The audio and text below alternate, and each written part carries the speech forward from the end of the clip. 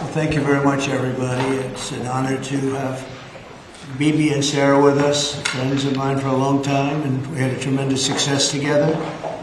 And I think it will only go on to be even greater success in the future. So it's really nice to have you at the White House. It's nothing like the White House, and it's great to have you both and all of your wonderful people. Ron, we've worked together for a long time. We've done well together. And we had a great time.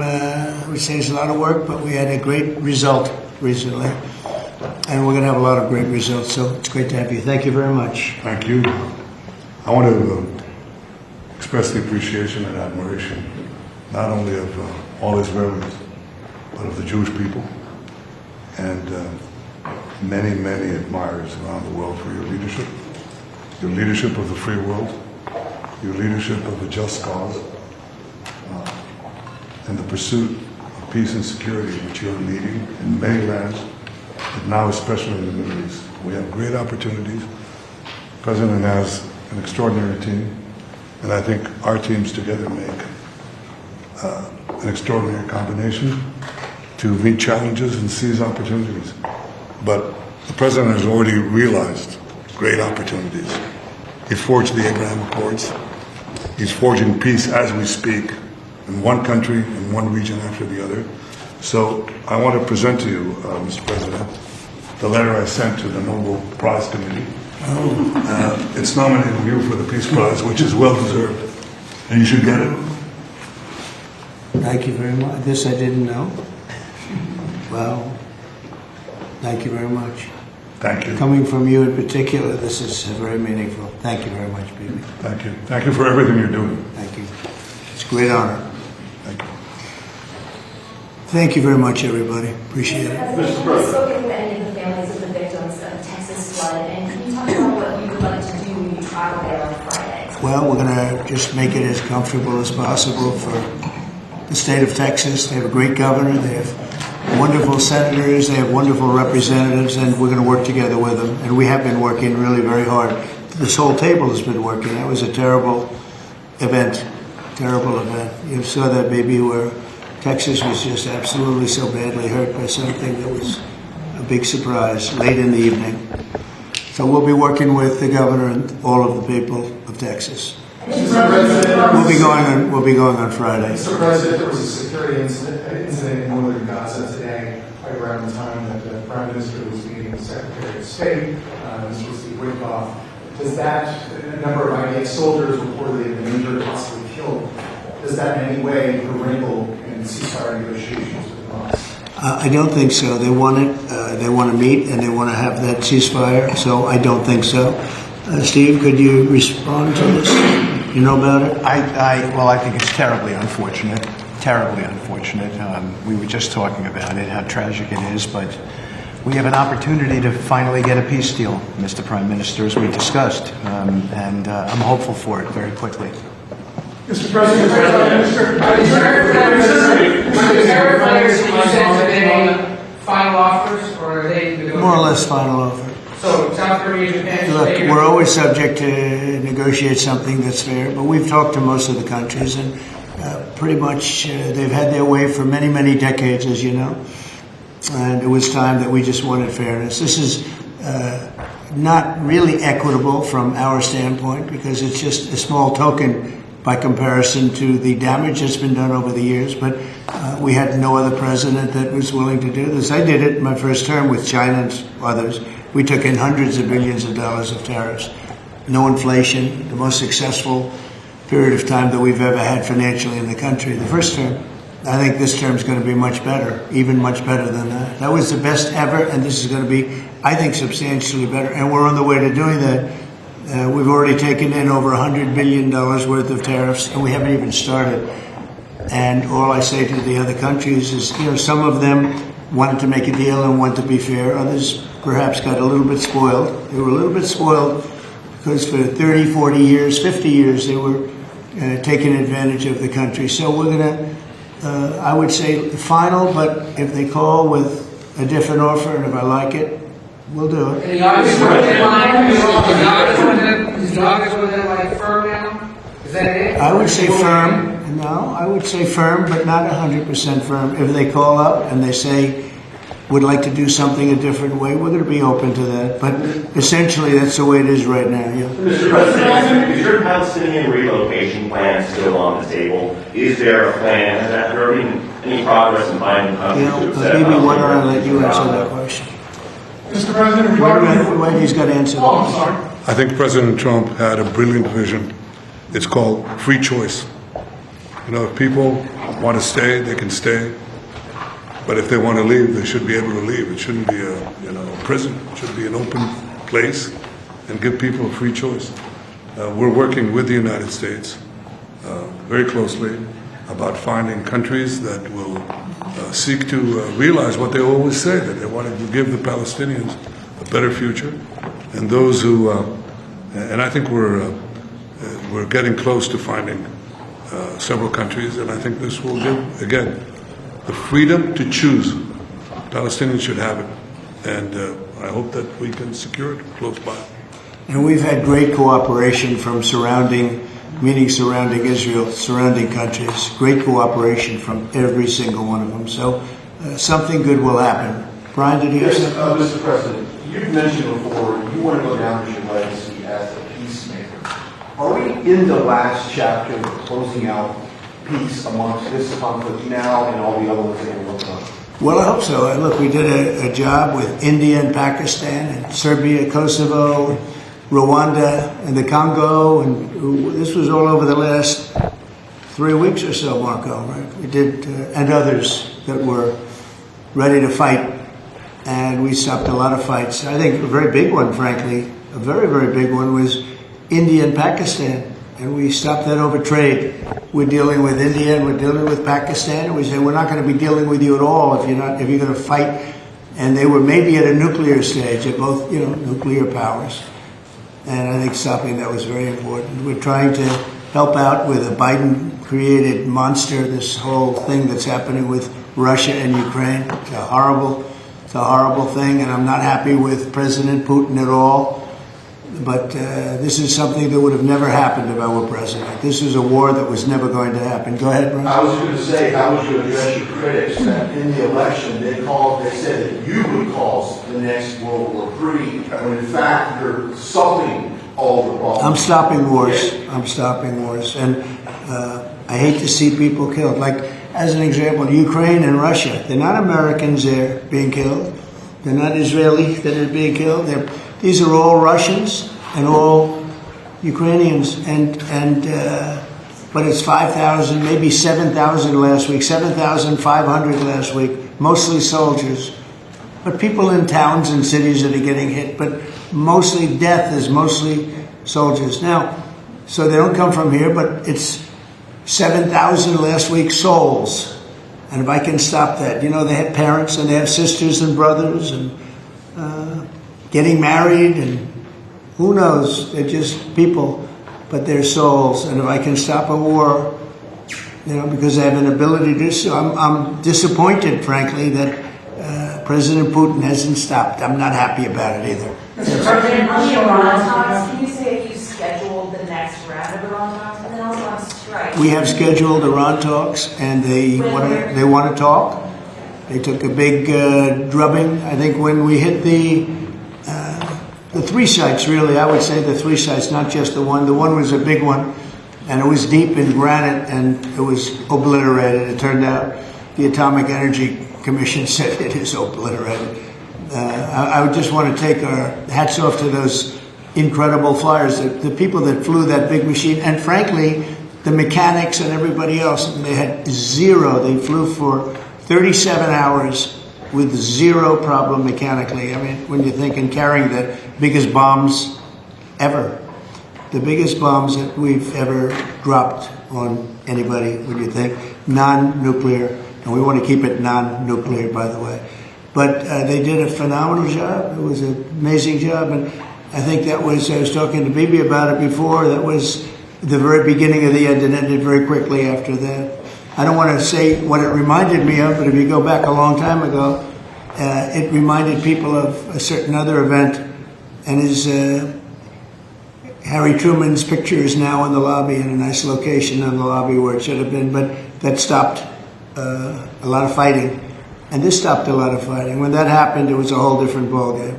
On future Iran strikes, what can you say, what might make you have a desire to do another strike on Iran? Another what? Another strike on Iran. I hope we're not going to have to do that. I can't imagine wanting to do that. I can't imagine them wanting to do it. They want to meet. They want to meet. They want to work something out. No, they're different. They're very different now than they were 2 weeks ago. Is there a date yet in terms of the Iran talks, or a city?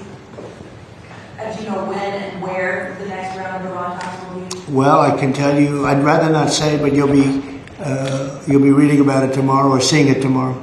Mr. President, what is the holdup currently in a ceasefire with Hamas? In which? In a ceasefire between Israel and Hamas, what's currently the holdup? I don't think there is a holdup. I don't think there's a holdup. I think things are going along very well. We just, left each other, and it was not a pleasant period of a few days. It was a little longer than a few days, but this was not a pleasant period of time. And we were at the end, 14 missiles were shot. And every single missile was shot out of the air. It was pretty amazing. That was sort of the end. And they told us they were coming and where they were and what time they were coming. And they said, if you'd like to have a different time, we'll do that. And that's respect when they do that. I appreciated that they did that. There was no surprise. We got the soldiers out of the base in Qatar, in this case. But they knew they were coming. 14 missiles were coming. 1 o'clock, they said, would you like to make it later? He said, no, let them come at 1 o'clock. And at 1 o'clock, everybody was, as you know, over 5,000 people left the base. And we had 3 gunners and 3 assistants. And out of the 14 that were shot, all 14 were knocked down. And that was the end. That was about it. And we had a rough time. But sometimes, sometimes you need the rough time in order to get. I think things are going to be really settled down a lot in the Middle East. And they respect us, and they respect Israel. They respect a lot of things that took place. Nobody's ever seen equipment like what we sent over to knock out those sites. But when those sites were knocked out, it essentially, that was the end. Do you think that there can be a two-state solution that creates an independent? I don't know. I'd ask Bibi that question. You have the greatest man in the world to answer that age-old question, two-state. Go ahead. You give him your honest answer. I think the Palestinians should have all the powers to govern themselves, but none of the powers to threaten us. And that means that certain powers, like overall security, will always remain in our hands. Now, that is a fact. And no one in Israel will agree to anything else because we don't commit suicide. We want life, we cherish life for ourselves, for our neighbors. And I think we can work out a peace between us and the entire Middle East with President Trump's leadership. And by working together, I think we can establish a very, very broad peace that will include all our neighbors. Mr. President, a question on Iran. You asserted that there's complete and total destruction of the nuclear facilities. So what is the basis of the talks going forward? Is it to cap future nuclear activity? Is it ballistic missiles, terror support, economic-based opportunities? It's really a good question because if you remember when it was done, I sort of said, what's the purpose of talking? It's been knocked out completely. But they've requested a meeting, and I'm going to go to a meeting, and if we can put something down on paper, that will be fine. That'll be good. I think they've gained a lot of respect for us. I think they've gained a lot of respect for Israel also. But they would like to meet, and we're going to have a meeting. Steve, when is that meeting going to be? Do you want to say it? Rather, very quickly, in the next week or so. So we'll see what happens. I think it would be nice to memorialize it, put it down, but because of the incredible result of that attack, if you want to call it an attack, I didn't think it was necessary to have it in writing. I think we spoke. I mean, that speaks much louder than writing. But I can also understand why they'd want it. And they've been very nice. They've been very respectful. And it began by them telling us about 14. They had to do. You know what 14 represents, right? Do you know what 14 represents? Right? You know that, right? The number of bombs dropped. So it was, representative. We got them all. Your future. Yeah, please, behind you, please. No, you. Oh, me. So this is a question to the Prime Minister. The likely next mayor of New York City, Zoran Mamdani, the Democratic Socialist, the vocal critic of Israel and of yourself, and has said he would arrest you if you came to New York City if he was mayor. Is that something you take seriously, or are you concerned about that? Do you have a response to that? No, I'm not concerned about that. I'll get him out. Look, there's enough craziness in the world, but I guess it never ends. I mean, you have this is folly, and it's it's silly in many ways because it's just not serious. But what is serious is the question I was asked before. After October 7th, people said the Palestinians had a state, Hamas state in Gaza, and look what they did with it. They didn't build it up; they built down into bunkers, into terror tunnels. After which they massacred our people, raped our women, beheaded our men, invaded our cities and our towns and our kibbutzim, and did horrendous massacres, the kind of which we didn't see since World War II and the Nazis, the Holocaust. So people aren't likely to say, let's just give them another state, it'll be a platform to destroying Israel. We'll work out a peace with our Palestinian neighbors, those who don't want to destroy us, and we'll work out a peace in which our security, the sovereign power of security, always remains in our hands. Now people will say it's not a complete state, it's not a state, it's not that. We don't care. We've vowed never again. Never again is now. It's not going to happen again. So we'll see you in New York next year? Oh, well, look, I'm going to come there with President Trump, and we'll see how do you know who the mayor will be? I don't know that. He's going to be very fine, and who knows, we don't know who the mayor's going to be yet, but this is a communist. He's not a socialist, he's a communist, and he said some really bad things about Jewish people, and he said some really bad things about a lot of people, and I think he's going through a little bit of a honeymoon right now, but he might make it. But, it all comes through the White House. He needs the money through the White House. He needs a lot. He's going to behave. He'll behave. He better behave, otherwise he's going to have big problems. But it's a philosophy that this country is not ready for, and it never will be. By the way, we have a man with us who thought this was going to be a very glamorous, easy job. He's the ambassador to Israel, Mike Huckabee, former governor, former everything. I'd say he's a former everything, and respected and loved by everybody. And he loves Israel. He loves the state of Israel, and nobody loves it much more. And he's not Jewish, and he loves Israel. And he wanted to be there. I said, Mike, it could be dangerous. No. Well, at least I was right about that. He was in every bunker you can be in. He was running around from bunker to bunker, but he's still with us, fortunately, and he's done a great job. Would you say a few words, Mike? Just want to say what an honor it is to serve you, Mr. President, and to see a historic horizon that we're looking at in the Middle East. And when the President made his trip to the Middle East, and then he really reached out to the new Syrian government, knowing they needed a partner, and knowing that they could pick the wrong partner.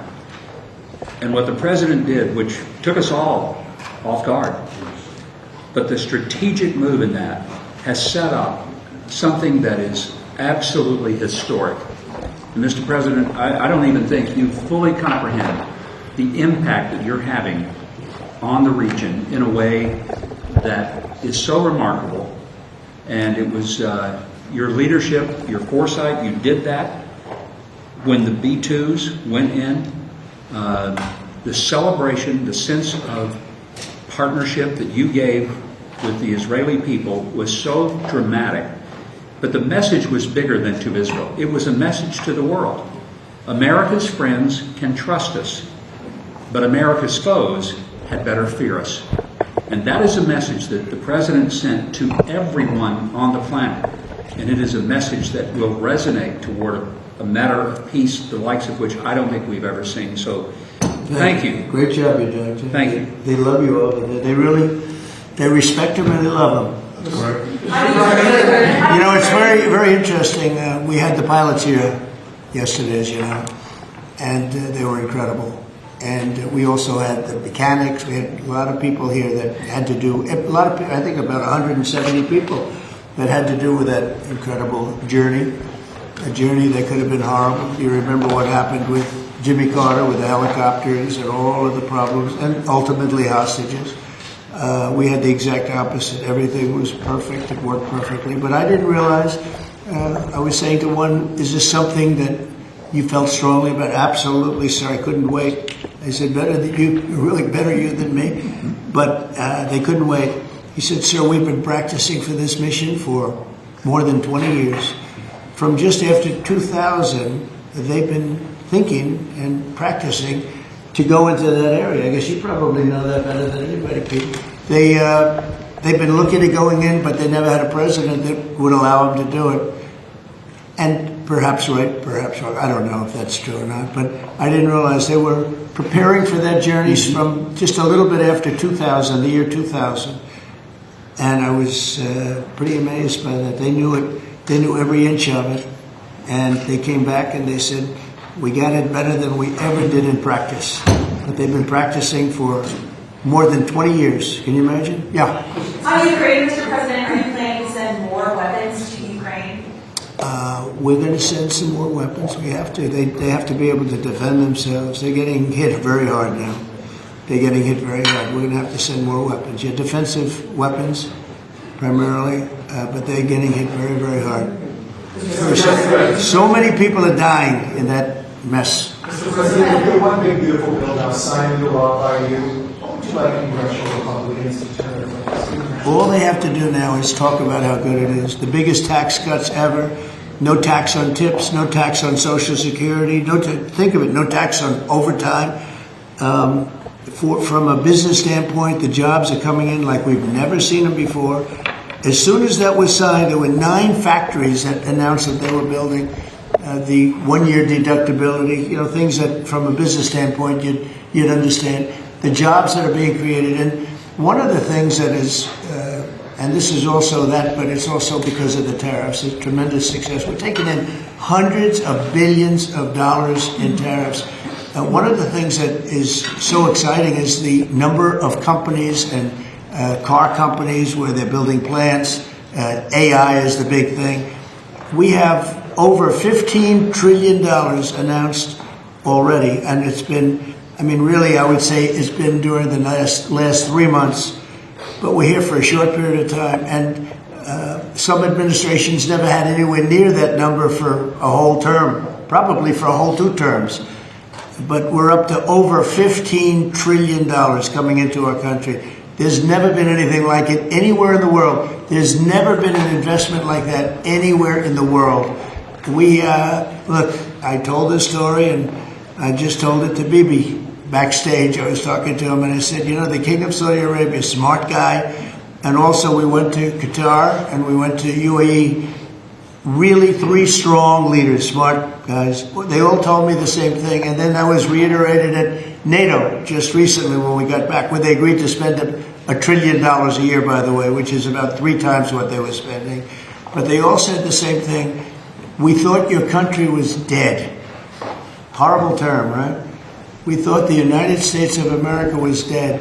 And now you're presiding over the hottest country anywhere in the world. We're the hottest country in the world. I think Bibi would admit it, even hotter than Israel. Though Israel was pretty hot about a week ago, I can tell you, for the wrong reasons. But we are the hottest country in the world right now, and it happened faster than anybody thought possible. But we have over $15 trillion, and that means jobs, and that means building, and that means things like we've never seen before. So all we can do is keep working hard. There'll be always surprises. Some of the surprises are going to be bad surprises. In your view, is the war between Israel and over, or do those talks need to happen before you can? Well, I would say that the best man to answer that is the Prime Minister. But I will tell you that, in my view, I hope it's over. Yeah, I think Iran wants to meet. I think they want to make peace, and I'm all for it. Now, if that's not the case, we are ready, willing, and able. But I don't think we're going to have to be. But I think Bibi would answer that question very well. I think the partnership between Israel and the United States, the partnership between President Trump and me, produced a historic victory. It's an incredible victory, actually. It brought the greatest capabilities of the United States that are unmatched with the great capabilities of Israel and the army of Israel, the pilots of Israel, soldiers of Israel, and the Mossad. And the combination of these two extraordinary capacities produced a decisive result. It set back the two tumors that were threatening the life of Israel, the nuclear tumor and the ballistic missile tumor, because they were planning to build 20,000 of these things and launch it on a country the size of New Jersey. And no country could withstand that. So what do you do when you have two things that are going to kill you? You have to remove them. With our combined effort, we did. But when you remove a tumor, doesn't mean that it can't come back. You have to constantly monitor the situation to make sure that there's no attempt to bring it back. So we've had a great achievement, and I think part of the effort of consolidating this and ensuring that we don't have to repeat this is to monitor this carefully. Of course, the President and I are talking about it, our teams are talking about it, but there's no question this is a historic victory, and I think, as was said here today, this has already changed the face of the Middle East. But it's not over yet. But I think that there is an opportunity here to create a historic expansion of the Abraham Accords, which were themselves an act of history, that deserve a Nobel Prize for the President. But I think the opportunities are much bigger, and I hope, I'd like to believe, that Iran would not test our fortitude, because it would be a mistake. It's better to go a different way. Do you believe the regime change is still necessary here? I think it's up to the people of Iran. Mr. Prime Minister, speaking on Syria, the Trump administration was fully supportive of the changes in Syria, backing the new regime there. Obviously, your government more cautious from a security standpoint. Are you comfortable with the pace of change, with the security situation vis-a-vis Syria right now? I think there's an opportunity to explore. I think that everyone understands that the situation has changed. Before that, Iran was essentially running Syria, okay, directly through Hezbollah. Hezbollah has been brought to its knees. Iran is out of the picture. So I think this presents opportunities for stability, for security, and eventually for peace.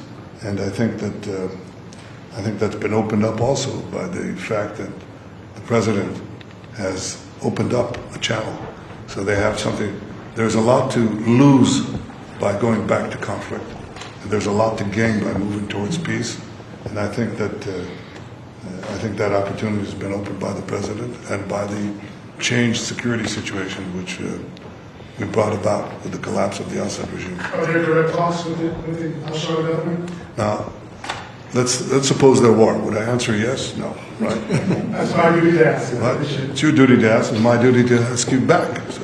You know, at the request of a lot of countries in the surrounding area of the Middle East, including Bibi, we took the sanctions off Syria, and I met the new leader.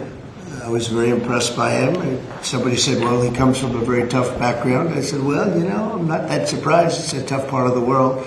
But I was very impressed by him. But we took the sanctions off because we want to give them a chance. They would never have had a chance without the sanctions. And one of the things we have with Iran is, you know, we have they call biting, they are very biting sanctions. And I would love to be able to, at the right time, take those sanctions off, give them a chance at rebuilding, because I'd like to see Iran build itself back up in a peaceful manner and not going around saying death to America, death to the USA, death to Israel, as they were doing. You know, they were the bully of the Middle East, and now they're not the bully anymore. But they were saying terrible things, and I would like to see them. They have such potential. You know, they have the oil power, and they have great people, smart people, energetic people, amazing. And I know so many Iranians from New York. I have a lot of friends, and they're great people. So it's a shame when you see a thing like this happen. But I think that taking the sanctions off of Syria is going to give Syria a great shot at making it. Mr. President, follow up on a congressional question. Are there any executive orders that you'd like to see Congress focus on when they come back in session? Do you have any that you prioritize to go first? Well, we've done a lot of them in the last, as you know, I always say the great, big, beautiful bill. I add the word great. But it was the largest bill of its kind ever passed. We were talking about it before. It was beauty. But, you know, a lot of the things that we did, executive orders, have been codified in the legislation that we just had passed. And we're going to be sending it a lot more over the next period of about 2 months separately. But a lot of it was part of that beautiful big bill. President, on tariffs, what happened to 90 trade deals in 90 days? We've spoken to everybody. We know it's all done. Well, I told you, we'll make some deals, but for the most part, we're going to send a letter. We're going to say, welcome to the United States. If you'd like to participate in the greatest, most successful country ever. I mean, we're doing better than ever. We have, I don't think, and you're going to see these numbers soon. We've never had numbers like this. We've never had investment like this. We have more than 90. We're going to have much more than 90, but most of those are going to be sent a letter. This is exactly what I said. Now, we've made a deal with United Kingdom. We've made a deal with China. We've made a deal. We're close to making a deal with India. Others we met with, and we don't think we're going to be able to make a deal, so we just send them a letter. If you want to play ball, you have to. This is what you have to pay. So as far as I'm concerned, we're done. We're sending out letters to various countries telling them how much tariffs they have to pay. Some will maybe adjust a little bit depending if they have a cause. We're not going to be unfair about it. And actually, it's a small fraction compared to what we should be getting. We could be asking for much more, but for the sake of relationships that we've had with a lot of really good countries, we're doing the way I do it. But we could be getting a lot more. We could ask for a lot more than what we're asking for. We'll say we're done because you're sending the letters to follow up on Ed asked earlier. You're counting these as deals by saying, here's the tariff rate. We're going to. I'm saying here it is. Congratulations. Welcome to the United States. I hope you make a lot of money and you're going to pay us money. They were ripping us. They were charging us tariffs at levels that nobody's ever seen before. We have some countries that were charging 200% tariffs and making it impossible to do business.